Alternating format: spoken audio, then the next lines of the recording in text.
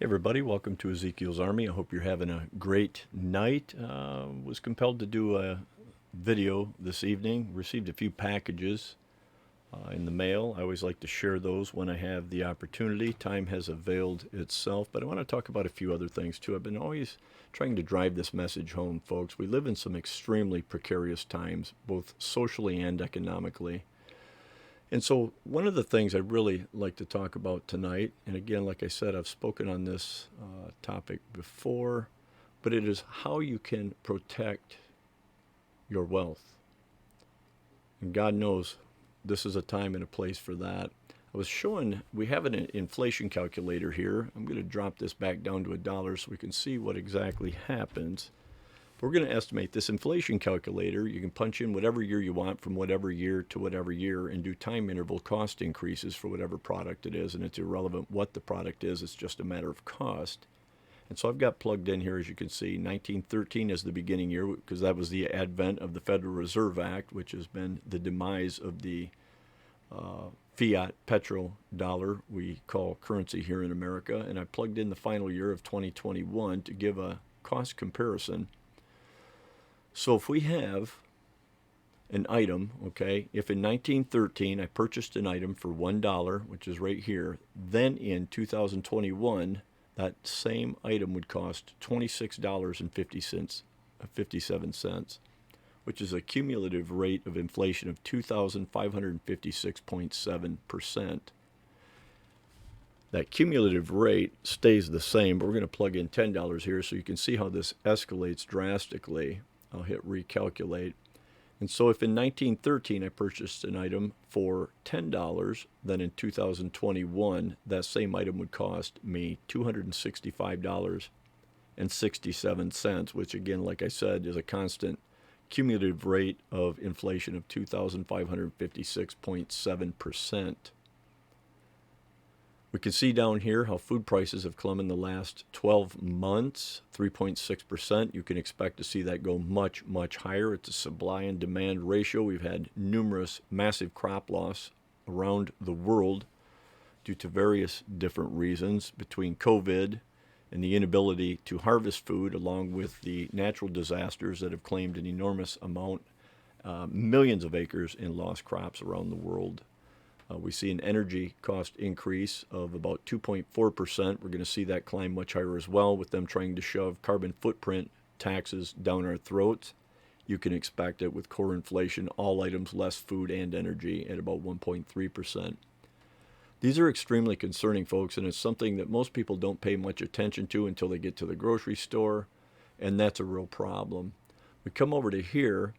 I want to show you, and I've showed this before, purchasing power of the U.S. dollar, 1913 to 2013. We can see we started up here at the top left at 100%, so you had a complete dollar's worth of purchase power with the advent of the Federal Reserve Act, the biggest crime ever perpetrated against humanity, because all currencies in the world are tied, obviously, to our dollar, thus making all currencies fiat with zero intrinsic value. And as you can see, we've had some basic ups and downs over the years. We lit in about 1930, sitting at about 73%, dropping down in just post-World War II to about 40% purchase power for the dollar. All the way down here, we'll drop right down to 2013. Obviously, we're several years beyond that, 2021, but you were looking at approximately 4.7 cents was your purchase power value of your American fiat currency, backed by nothing with zero intrinsic value. Now in 2021, with trillions of dollars being heaped upon the American people in additional debt for what they call stimulus, I call it nothing but baiting people into the rat poison, because it's going to inevitably destroy your children and grandchildren's future and thus further imprison them. But here in 2021, you can figure that your dollar purchase power at this point currently is about 1.5 cents to 1.75 cents. If you want to break that down into a $100 bill, per $100 bill, your purchase power currently, and look this up, folks, if you have any question as to whether or not what I'm saying is legitimate.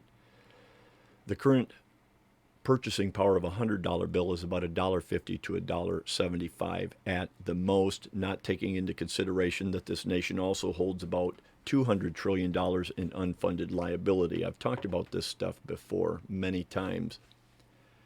Investors holding cash have lost over 95% of their purchasing power since 1913. To derive this number, we debase the dollar's purchasing power annually by the Consumer Price Index. And I don't buy into all this crap. All I know is what I can get for my dollar. This is just getting really wordy about something that's really simple. 1 + 1 = 2. Math is a constant in an ever-changing world. It never lies. Math is just math. In 1913, the price of an ounce of gold was $18.92. Now, bear in mind, gold is no more valuable today than it was in 1913, yet you could get an ounce of it for $18.92. Again, as I've said several times, at the advent of the Federal Reserve Act, which, again, I'll say was one of the greatest crimes ever perpetrated against humanity.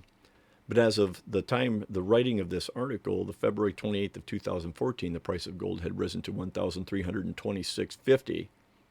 And again, gold is no more valuable today than it was back then. It's just that it takes more devalued dollars to purchase that same ounce of gold. You can apply these same rules to almost anything, a gallon of gas, and the list just goes on.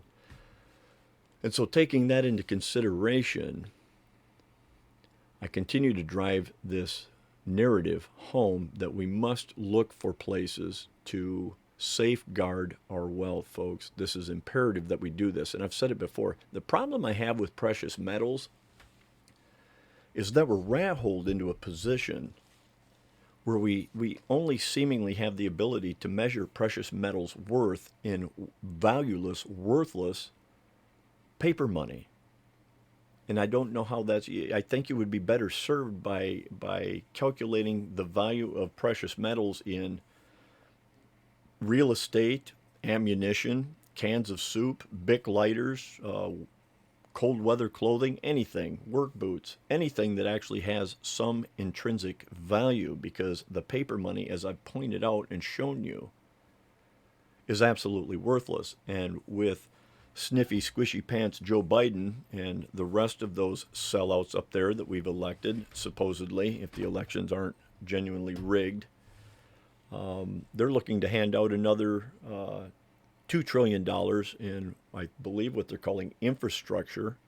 I believe less than half of that $2 trillion is actually going to be spent on infrastructure, so why they can call it an infrastructure stimulus package is beyond me. Much like the COVID relief package, I think the American people got, $6 billion out of the $1.9 trillion was distributed actually to the American people. The rest went overseas for gender studies and what the effects of a cow fart is on the atmosphere and other various other tidbits of things I'm sure humanity could do without at the moment, considering the peril that everybody is in financially. Housing crisis is definitely looming on the horizon. I'm sure that will be pocketed.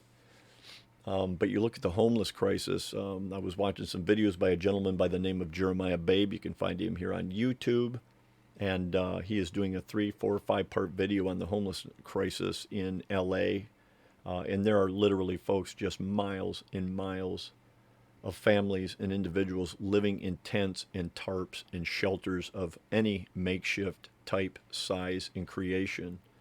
And it's not just LA, it's Anaheim, it's a lot of your cities on the West Coast. I'm sure this is happening all across the nation. Pittsburgh, Chicago, most of your democratically dominated communities I call shitholes, pardon the expression, but that's exactly what they are. And so basically I'm doing this video. I get excited when I can actually hold real money in my hand, which is exactly what I'm about to show you. The coin you can see up front is one of my investments, an 1881 S San Francisco Mint, MS66, which stands for Mint State. Perfect coin would be MS70. Those are almost impossible to find in Morgan dollars. But folks, this is where I've chosen to protect my wealth. You can see these coins. Now, I don't recommend just anybody going out and buying these types of coins. You need to know a little bit about numismatics if you're going to get into this type of thing. But like I said, I want to show you the investment potential of what's out there.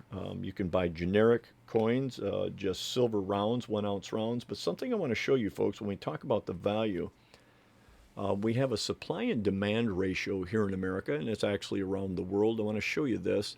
Now up here, let me make sure you can see this, and I've got the screen pulled up big enough. I'm going to pull this back up again. We'll pull this up here. I will change over to this.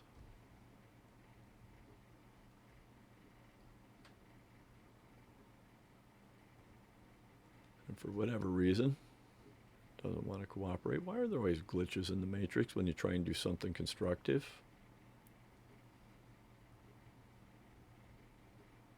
And we're not going to get it to change. And so we'll just discuss it. I'm not getting the computer to be able to cooperate with me, and that's all right. We'll pull the screen back down. I'll just describe it. Spot price is the universal global price of the value of silver. And right now we're sitting with spot price of silver, 1 ounce. Coins, we'll look at the American Eagles. Those are one of the most popular.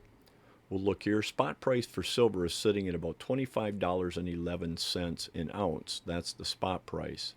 To actually go out and buy an ounce of silver, you're looking at $38.10. So we're looking at a substantially higher amount of money it actually costs to purchase this. If you want to buy 20 of these coins, 21-ounce silver rounds, you're looking at $712 and up per 20, and as high as $742 for 20 of these coins. And like I said, that equates into about $38.10 an ounce. If you buy 1 to 19, that price diminishes as you get up in numbers of purchase. And so we need to look at these things, folks. Some of the things, as I said, that I choose to invest in is numismatics, the rarity of coins. You can see here we've got a 1930 PCGS Mint State 66 with full head. I know that probably is talking Hebrew to a lot of you, but it's nice to look at these things and see what's out there potentially for investment. I've got some packages here. Like I said, I've been wanting to open these all day, but I thought I'd just do a holdout and do it in a video. I know I say this every time, but I'm just always so thoroughly impressed with how well these individuals package their items. I mean, these things are like quadruple wrapped. Just phenomenal job these people do. This coin here, 1940S PCGS MS66 Plus, which is a very high grade for a George Washington quarter.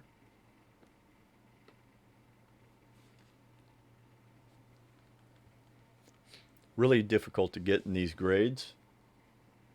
And if you do want them, you're going to pay dearly for them. Gold is the same way, folks. Even though the spot price on gold, let me just pull back real quick and look at spot price on gold. We're looking at $1,743 is what the spot price is on an ounce of gold. But yet if we swing over here and look, let's just go to the $20 St. Gaudens Double Eagles. Let's pull up that. That's a 1 ounce gold coin. And in order to buy one of these, you're looking at $2,006.11, which puts it considerably above what the spot price is. And again, this is due to supply and demand, everybody. And that's what we're dealing with. It's becoming more and more difficult for these precious metal dealers, especially the smaller coin shops, these larger places like AppMax and JM Bullion and others of that nature. They're able to maintain, but they deal in a much higher volume. These smaller mom and pop coin shops that you find around the communities are having a very, very, very difficult time maintaining any type of inventory because, as I said, the spot price and the actual sell price is such a contrast that it's almost not worth their while. There's not enough profit margin in it for them anymore. They can go to places like AppMax, which is where I mostly choose to shop and purchase my coins. Let's open up another package, see what we got here.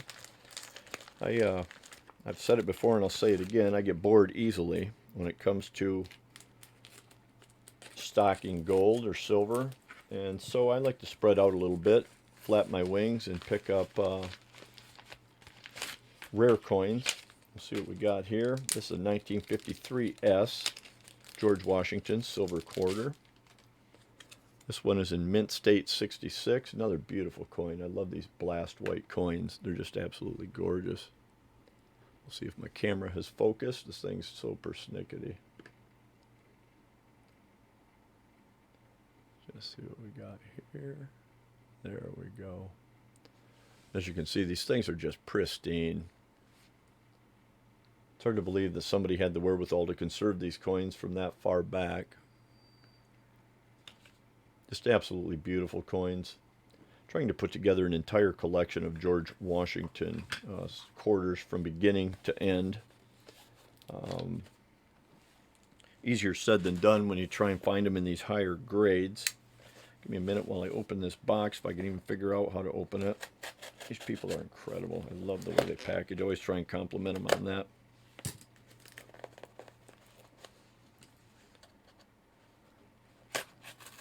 But folks, we're at a peculiar time in history.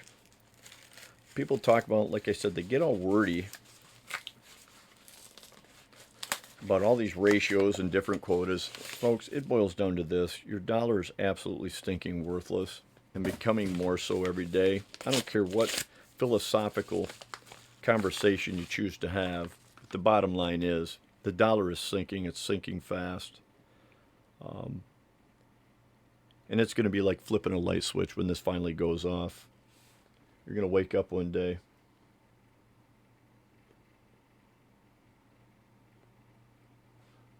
We've got a 1917 Standing Liberty quarter, MS-66, full head. I know that's Hebrew to a lot of you, but it has to do with the clarity of the press when they mint these coins. These things are absolutely gorgeous. One of my all-time favorite coins. The coins of history just had so much style and character. You look at this stuff today, it looks like stinking worthless play money, and it actually is. It's just made out of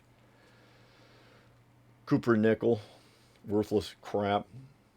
They took the silver out of our coinage back in 1964. They outlawed the ownership of gold in the United States by all Americans back in 1933. I don't think any American was allowed to personally and physically possess gold again until 1981. I think they finally lifted that curfew and gave us our freedom back after they already robbed us. Give us the privilege of being able to own gold again. That is just the most pathetic thing. I can't even fathom it. But yeah, right here in America, folks, it happened, you bet. Hope that ain't too loud. I'm probably blowing your eardrums out with the speaker right here next to me. Cut this off.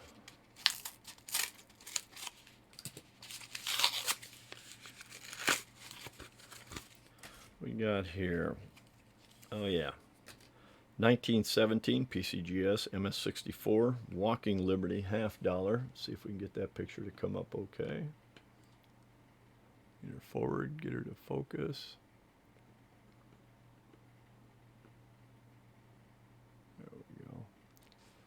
Another fine coin from the same era as the Standing Liberty quarter. Like I said, this is just a beautiful era. You take this back to the Morgan dollars, the St. Gaudens double eagle, $20 gold piece. These coins are just absolutely gorgeous. The artwork in these, actually pride in our nation back then. But you can see the mint state quality of these coins. So folks, this is just a heads up. Don't just walk blindly, plopping down in the executioner's chair, folks. The dollar is going to plummet. They're trying to get us all rat-holed into cryptocurrency. Don't fall for it. Set yourself up with something that is going to sustain life for you and your family. Do something for your future. If you think your 401k is going to save you, I'm going to tell you right now, I don't need to be a financial advisor or a financial specialist to tell you that you're going to wind up with your hands absolutely empty when the time comes right down to it. This is just absolutely pathetic what they've done to the American people and what's continuing to happen. I pray everybody wakes up and sees the forest for the trees. This is going to get bad. This is going to be way worse than the Great Depression. It's going to be way worse than the 2008 housing collapse. We're living in a debt bubble, folks. I don't care which side of the fence you're on. You can only ignore reality for so long. I went to the grocery store. I could not believe you could fit $98 worth of groceries in 2 plastic grocery bags. And they weren't heavy either. It's not like I had them crammed full. This is the world we're living in, folks. I know that out in California, gasoline has exceeded $5 a gallon at present. What happens in California generally sweeps the nation. I know on an average in California, a gallon of gas is in excess of $4. You can probably expect that across the entire country before this storm is over. I don't mean to be a pessimist. I'm generally an optimist, but folks, I'm telling you to prepare for something that is going to be of biblical proportions. This country is going down in flames. We have no leadership in place. There seems to be very few, if any, that have any moral fiber whatsoever that will actually be there kicking and spurring on behalf of the American people. I'd say we're pretty much on our own. So, folks, like I said, I don't care what it is. Cans of chicken noodle soup, Bic lighters, Cheerios, tobacco products, whiskey. I don't care what it is. Invest your money into things that is actually going to have and retain some value in the future, because the dollar's going down. It's going down in flames. I thank you all for watching this video. If you enjoyed what you saw, please give it a thumbs up. Share it with your friends. I appreciate it. If you haven't done so already, subscribe to this channel. You can also find me on www.ezekielsarmy.com, where we share various tidbits and pieces of news and information weekly. And so if you have a mind to, please join us over there as well. God bless all of you. I pray you have a wonderful evening.